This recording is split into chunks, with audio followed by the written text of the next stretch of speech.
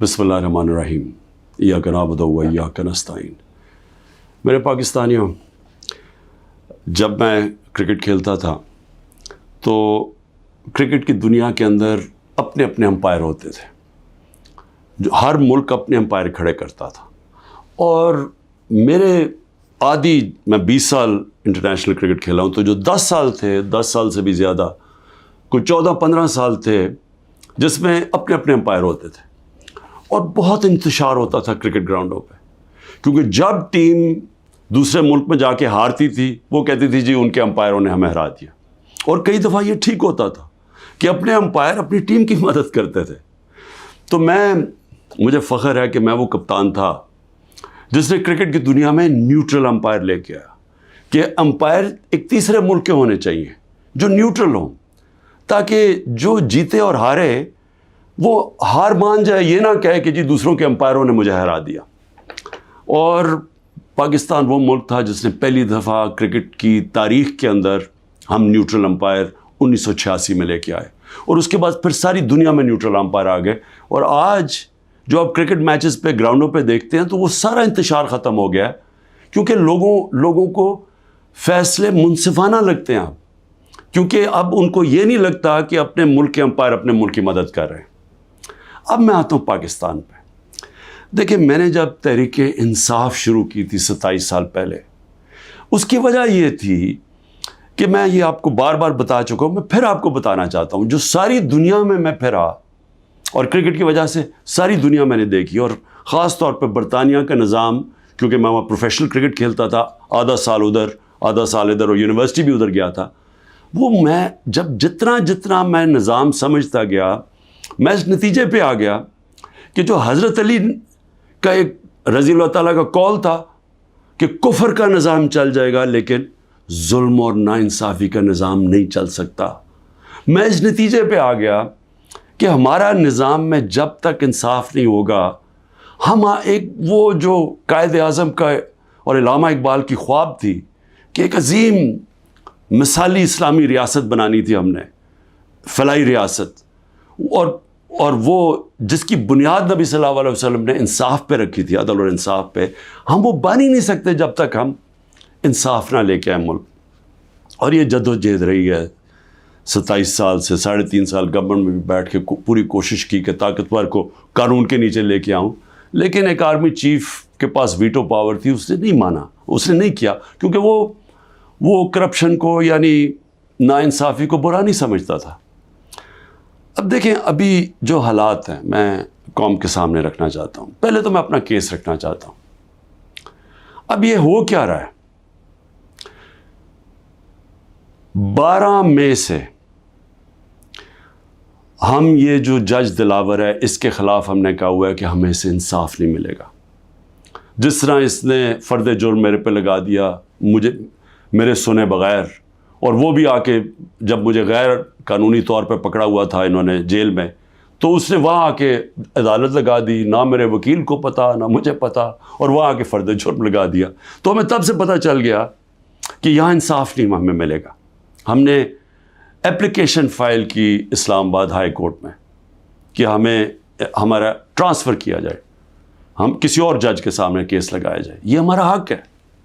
لیکن بدقسمتی سے اسلام آباد ہائی کورٹ میں جو چیف جسٹس بیٹھے ہوئے ہیں، انہوں نے بھی سب سے زیادہ، جب 9 مئی کو مجھے جس طرح گھسیٹ کے لے کے گئے اور سپریم کورٹ نے کہا کہ غیر آئینی اور غیر قانونی تھا جو مجھے اغوا کیا، اس نے ہائی کورٹ چیف جسٹس اسلام آباد کے ہوتے ہوئے انہوں نے اس کو جائز قرار دے دیا۔ تو ہمیں تو وہاں بھی بڑے گلے شکوے آ رہے تھے۔ اس سے پہلے تحریک انصاف کے ہمارے جو الیکشن کمیشن کے کیسز لگے ہوئے تھے، ہمارے جو وکیل انور منصور، وہ بار بار کہتے تھے کہ یہاں ہمیں انصاف ہی نہیں مل رہا۔ جو فورن فنڈنگ کا کیس تھا، سپریم کورٹ نے کہا ہوا ہے کہ سب کے اکٹھے سنے جائیں، سارے جو باقی جماعتیں ہیں، پیپلز پارٹی، نون لیگ، پی ٹی آئی، اکٹھے سنے جائیں کہ فنڈنگ کدھر سے آتی ہے، ان کے کیس سنے نہ جائیں۔ یہ عامر فاروق کے پاس لگے ہوئے تھے، ہمیں بڑا اعتراض تھا۔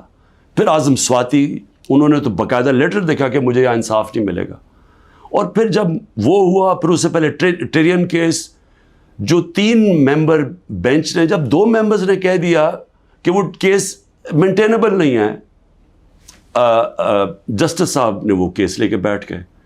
تو ہم نے پھر دونوں کی طرف، ہم نے دونوں ججز کا کہا کہ یہ ہمیں ان امپائرز پہ اعتماد نہیں ہے، یہ ہمارا رائٹ ہے. ہم نے ریکوزل کا کہا. اب آج کیا ہوتا ہے؟ آج جو سپریم کورٹ میں ہم پہلے جب یہاں سے نہیں انصاف ملا، پھر ہم اسلام آباد ہائی کورٹ گئے، وہاں انصاف نہیں ملنا تو ہم سپریم کورٹ چلے گئے. سپریم کورٹ نے کہا کہ جو ہماری پٹیشنز لگی ہوئی ہیں ہائی کورٹ میں وہ سب اکٹھی سنی جائیں. اب آج اکٹھی سنی نہیں گئی پٹیشنز. جو ہماری پٹیشن تھی ٹرانسفر کی، ہماری ریکوزل کی، ہم نے کہا کہ جسٹس عامر کو ہماری نہیں سننی چاہیے ہماری پٹیشنز، وہ بھی ڈسمس ہو گئی، وہ اگنور ہو گئی. جو ہم نے گواہ کا کہا ہوا تھا کہ ہمیں گواہ کا تو موقع دیں کہ ہم فیئر ٹرائل، اور اب تو میں خیر وکیل ہی بن گیا ہوں کہ آرٹیکل کا آئین کا 10A کہتا ہے فیئر ٹرائل کے اندر ہمیں موقع ملنا چاہیے کہ ہم اپنے گواہ پیش کریں. اور وہ گواہ ڈال دیے آگے، اور کل انہوں نے کہہ دیا کہ ہمایوں دلاور ہماری فائنل آرگیومنٹ سن سکے. اب ہماری فائنل آرگیومنٹ وکیل کیسے کرے جب ہمارے گواہی نہیں پیش ہوا ہے؟ یہ فیئر ٹرائل کیسے ہوتا ہے؟ آج انہوں نے یہ فیصلہ کر دیا. تو نہ وہ ٹرانسفر کیا ہمایوں، نہ اس کا سنا ہمایوں کا دلاور کا کہ ہمیں ٹرانسفر چاہیے وہاں سے، نہ انہوں نے سپریم کورٹ جس نے کہا کہ سب اکٹھی پٹیشن سنی جائے، نہ انہوں نے وہ سنا. 7 پٹیشنز تھیں، ان میں سے انہوں نے صرف جو باقی آگے کر دی یا ڈسمس کر دی، اور جو اصل ہم ٹرانسفر چاہتے تھے وہ کی نہیں. اور یہ بھی نہیں اسے باؤنڈ کیا کل دلاور کو، کہ جج دلاور کو، کہ وہ تب تک فیصلہ نہیں کر سکتے، آرگیومنٹس پوری نہیں سن سکتے جب تک ہمارے گواہ پیش نہ ہوں. اب وہ کل کے اوپر پھر ڈال دیے. اب میں صرف یہ کہنا چاہتا ہوں کہ دیکھیں، فیصلہ جو بھی آ جائے گا ڈسکوالیفائی کر دیں گے. کیا میں مطمئن ہوں گا؟ کیا یہ قوم مان جائے گی اس فیصلے کو؟ سب کو پتہ ہے کہ یہ 200 تقریباً کیسز ہیں. مقصد صرف ایک ہے، کسی طرح عمران خان کو راستے سے ہٹایا جائے، کسی طرح تحریک انصاف کو ختم کیا جائے. یہ سب کو پتہ ہے یہ کیا ہو رہا ہے. 9 مئی جب بھی انشاءاللہ کسی دن اس ملک میں آزادانہ تحقیقات ہوں گی، 9 مئی پہ چیزیں سامنے آ جائیں گی. اور یہ کبھی بھی نہیں ہوا کہ ایک سائڈ فیصلہ کر لیتی ہے، گورنمنٹ کا فیصلہ کہ جی تحریک انصاف اس کے اندر گلٹی ہے، ہم قصوروار ہیں، اور ہمیں ہمارا موقف ہی نہیں سامنے رکھا جا رہا. ہمیشہ جج دونوں سائڈ سن کے فیصلہ کرتا ہے. تو وہ اب نظر آ رہا ہے کہ جس طرف جا رہا ہے، وہ جو انہوں نے 9 مئی کے بعد جو کیا، سارے ملک کے اندر تحریک انصاف کے اوپر کریک ڈاؤن ہو گیا. وہ چلتا آ رہا ہے، ابھی بھی کریک ڈاؤن آ رہا ہے.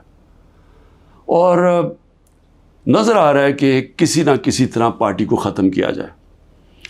اب جو بھی یہ کر رہے ہیں کریک ڈاؤن، سارے جو بھی لوگ اس کے پیچھے ہیں، کیا ان کو یہ پتہ نہیں ہے کہ پارٹی تب ختم ہوتی ہے جب اس کا ووٹ بینک ختم ہوتا ہے؟ ذرا بازاروں میں نکل کے دیکھیں، دیہاتوں میں چلے جائیں، پوچھیں تو صحیح لوگوں سے کہ وہ ووٹ کس کے لیے ڈالیں گے. جتنا ظلم ہمارے اوپر بڑھتا جا رہا ہے اتنا ہی ہمارا ووٹ بینک بڑھتا جا رہا ہے. پارٹی تو ایسے نہیں ختم ہونے لگی. تو پارٹی کی اس وقت 70 سے 80% اس وقت پاکستان میں اس کی ایکسیپٹیبلٹی ہے، یعنی لوگ اس کے ساتھ ہیں. تو جو ایک وہ نظام آ رہا ہے جو کہ 70 سے 80% لوگوں کی رائے کو ختم کرنا چاہتے ہیں، اور ایک اور کوئی نظام لینا چاہتے ہیں. کیا ہمیں اندازہ ہو رہا ہے کہ ہم ملک کو کس طرف لے کے جا رہے ہیں؟ اور میں ایک وہ پاکستانی ہوتے ہوئے جس کا جینا مرنا یہاں ہے، جو باہر نہیں جانے لگا، جس کے پاس کوئی پیسے بینکوں میں باہر نہیں پڑے ہوئے، کوئی پراپرٹی باہر نہیں ہے، جو تھی بیچ کے پاکستان آ گیا ہے، وہ پاکستانی آج کہہ رہا ہے کہ اس وقت ضرورت ہے کہ سوچیں کہ ہم یہ ملک سے کیا کر رہے ہیں.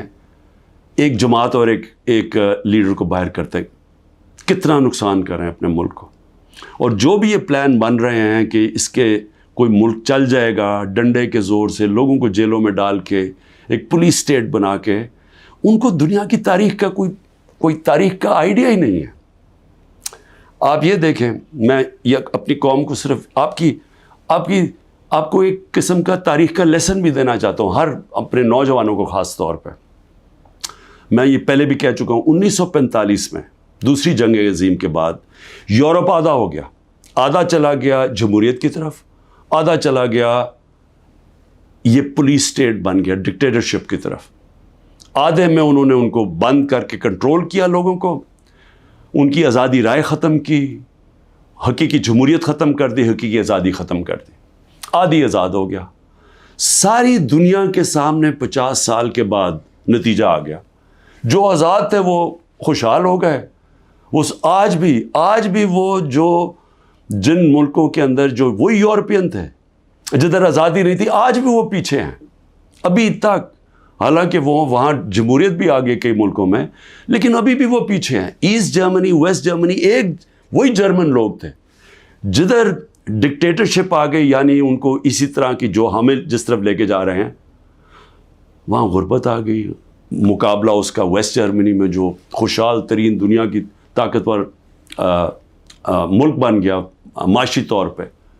تو یہ تو ایک تاریخ ہمارے سامنے ہے. ساؤتھ کوریا، نارتھ کوریا میں وہی ڈکٹیٹرشپ، آزادی رائے بند، آزادی ختم.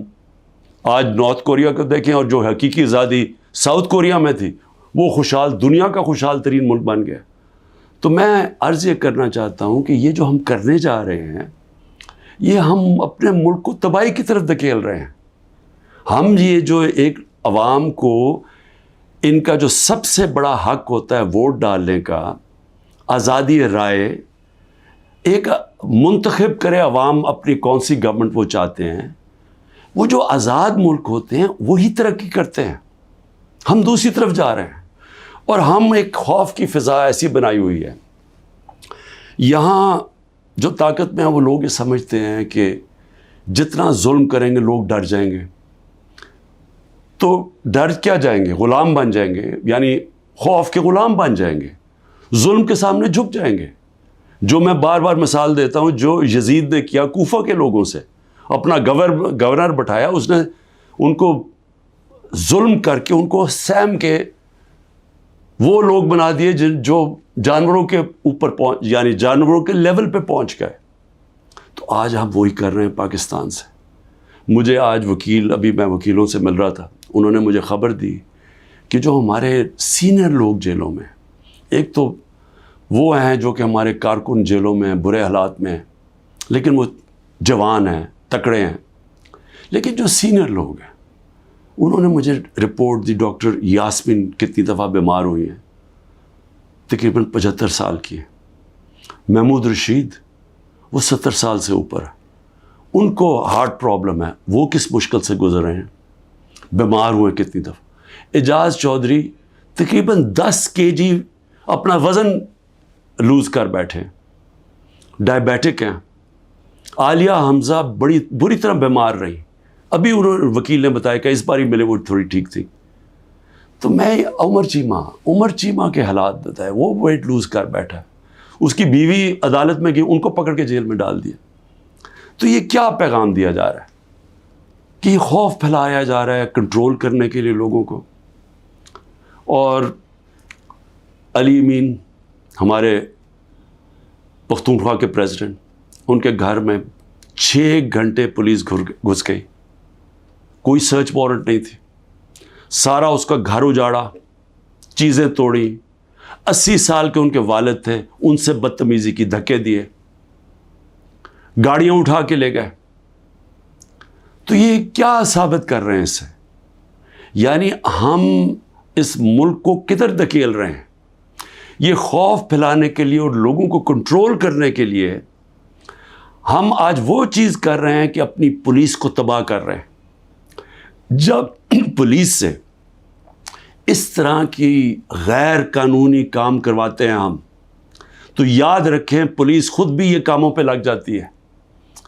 آپ جب پولیس کو آرڈر دیتے ہیں کہ یہ جا کے کسی گھروں میں گھسو، گھر برباد کرو، خوف پھیلانے کے لیے، تو ہم پولیس فورس کو تباہ کر رہے ہیں.